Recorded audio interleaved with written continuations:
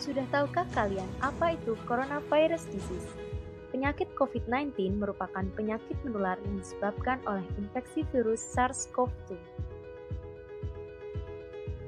Virus ini menular melalui cairan yang keluar dari saluran pernafasan. Cairan ini keluar ke lingkungan ketika orang yang terinfeksi bersin, batuk, dan berbicara. Angka kejadian di dunia mencapai 29.119.433 dengan kasus kematian mencapai 925.965 dan tingkat fatalitas kasus sebesar 3,5%. Di Indonesia sendiri jumlah kasus positif mencapai 225.030 dengan kasus kematian sebanyak 8.965 dan tingkat fatalitas kasus sebesar 4,4%. yang mana lebih besar dari tingkat fatalitas kasus di dunia. Gejala yang muncul sangat beragam dan bisa berbeda untuk masing-masing orang. Di antaranya yaitu demam, batuk dengan atau tanpa dahak, nyeri otot, sakit tenggorokan, dan sesak nafas. Virus ini dapat menyebabkan pneumonia atau radang paru dan yang paling fatal dapat menyebabkan kematian. Ada berbagai langkah pencegahan yang dapat kita lakukan. Yang pertama yaitu dengan menggunakan vaksin. Akan tetapi, vaksin untuk virus SARS-CoV-2 ini masih dalam tahap penelitian dan belum disebar secara luas. Yang kedua yaitu dengan deteksi dini dan isolasi. Deteksi dini yang akurat dapat menggunakan swab test dan isolasi dilakukan selama 14 hari, mengikuti masa inkubasi virus corona yaitu 14 hari.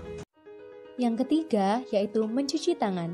Dikarenakan tangan merupakan bagian tubuh yang paling sering bersinggungan dengan benda, menyentuh tubuh sendiri, dan kontak dengan orang lain yang mana dapat meningkatkan kemungkinan virus untuk masuk ke dalam tubuh. Yang keempat yaitu memakai masker dan APD lainnya. Pastikan masker yang digunakan menutupi hidung dan mulut. Jenis masker yang dapat digunakan yaitu masker medis maupun masker kain. Yang kelima yaitu menjaga daya tahan tubuh agar selalu dalam kondisi yang fit. Menjaga daya tahan tubuh dapat dilakukan dengan mengonsumsi makanan sehat, rajin berolahraga, tidak merokok, dan menghindari mengonsumsi alkohol. Yang keenam yaitu melakukan disinfeksi. Disinfeksi dilakukan terhadap permukaan benda, lantai, dinding, peralatan, ruangan, pakaian, dan alat pelindung diri. Disinfeksi dan disinfektan. Permukaan lingkungan tempat perawatan kesehatan di mana prosedur-prosedur medis dijalankan mungkin terkontaminasi virus SARS-CoV-2. Gedung, tempat ibadah, pasar, transportasi umum, dan tempat-tempat yang diakses secara umum memungkinkan penularan COVID-19 lebih mudah. Tanpa disinfeksi, virus SARS-CoV-2 mampu bertahan 1 hari pada kain dan kayu, 2 hari pada kaca, 4 hari pada stainless steel dan plastik, 7 hari pada lapisan luar masker medis, 4 jam pada tembaga, dan 24 jam pada kardus. Membuktikan bahwa disinfeksi perlu dilakukan sebagai salah satu upaya pencegahan virus corona. Berikut ini akan kami jelaskan proses pembuatan disinfektan dan macam-macam disinfektan yang dapat digunakan.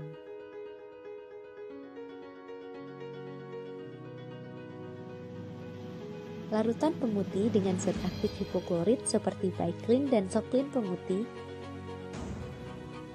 Larutan klorit dengan zat aktif hipoklorit dengan bentuk tablet atau serbuk.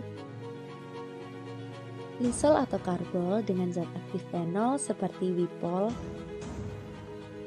Pembersih lantai dengan zat aktif benzalkonium klorida seperti Superpel dan Harpic. Disinfektan diamin.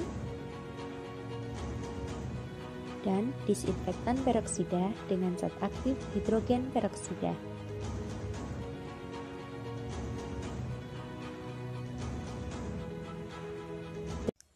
Cara membuat disinfektan.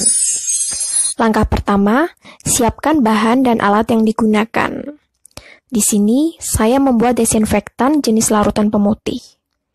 Bahan yang digunakan yaitu cairan pemutih dan air bersih dengan perbandingan 1:9. Maka, untuk 1 liter desinfektan dibutuhkan cairan pemutih 100 ml dan air bersih 900 ml.